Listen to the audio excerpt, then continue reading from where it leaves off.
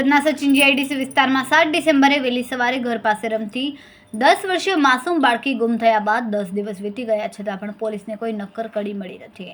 પોલીસે 1000થી વધુ CCTV footage તપાસ્યા છે, જેમાં બાળકી સુરતથી એક આધેડ સાથે નીકળતી અને પછી જબલપુરમાં એકલી દેખાઈ, પરંતુ ત્યાંથી આગળનો કોઈ પુરાવો મળ્યો નથી. આ કેસની સાથે અગાઉ ઓગસ્ટમાં એક મહિલાના આપઘાત બાદ ગુમ થયેલ તેના 3 નાના બાળકો હજુ પણ મળ્યા નથી, જેના કારણે સચિન જીઆઈડીસી પોલીસની કાર્યશૈલી પર ગંભીર સવાલો ઊભા થયા છે અને વિસ્તારમાં રહીશોમાં ભય અને રોષનો માહોલ છે.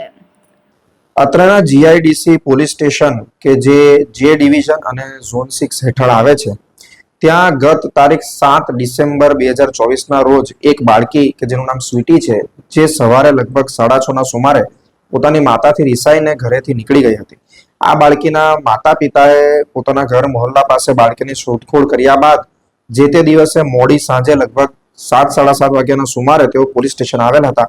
એટલે કે લગભગ 12 કલાક બાદ તેઓ પોલીસ સ્ટેશન ખાતે રિપોર્ટ કરવામાં આવેલ હતા.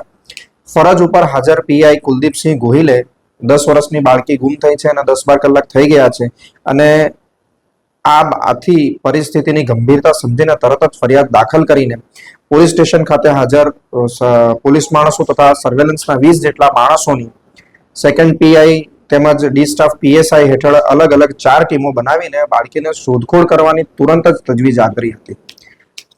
ત્યારબાદના લગભગ 24 કલાકમાં 800 જેટલા કેમેરાઓ સર્ચ કર્યા બાદ કે જે સચિન જીઆઈડીસી, ઊન, ભેસ્તાન, ડિંડોલી, લિંબાયત, ઉધના વિસ્તારમાં આવેલા છે, આ વિસ્તારના લગભગ 800 જેટલા કેમેરા 4 ટીમો પાસે જોડાવ્યા, સુધાવ્યા બાદ ખબર પડી હતી કે બાળકી રેલવે સ્ટેશન પહોંચી હતી અલગ અલગ જગ્યાએ ફરીને, અને ત્યારબાદ ત્યાંથી આગળ એને શોધખોળ કરવાની કામગીરી હાથ ધરી હતી. બાળકી રેલવે સ્ટેશનથી કોઈ ટ્રેનમાં બેસી ગઈ હશે એવી શંકા થતા સુરત શહેર ક્રાઇમ બ્રાન્ચની ટીમ પણ આ બાળકીની શોધખોળમાં તુરંત જોડાઈ ગઈ હતી. રેલવે સ્ટેશનના લગભગ 150 જેટલા કેમેરા તપાસતા જાણવા મળ્યું હતું કે આ બાળકી ભૂસાવળ તરફ જતી ટ્રેનમાં બેસી ગઈ હતી. આથી સુરત શહેર ક્રાઇમ બ્રાન્ચ તેમજ સચિન જીઆઈડીસીની ટીમોએ સંયુક્ત રીતે બાળકીની શોધખોળ આદરી હતી અને અલગ અલગ રાજ્યોમાં લગભગ 4 જેટલી ટીમો રવાના કરવામાં આવી હતી. આગળ જેમ જેમ અમે કેમેરા ચેક કરતા ગયા તેમ જણાયું હતું કે બાળકી અલગ અલગ રેલવે સ્ટેશને ઉતરતી હતી અને ફરી પાછી અન્ય કોઈ ટ્રેનમાં બેસી જતી હતી. આ પ્રમાણે અંતે બાળકી એક જગ્યાએ પ્રયાગરાજ જતી ટ્રેનમાં, જબલપુરથી પ્રયાગરાજ જતી ટ્રેનમાં બેસી ગઈ હતી. આથી એક ટીમને જે તે ટ્રેનમાં પ્રયાગરાજ તરફ રવાના કરવામાં આવી હતી.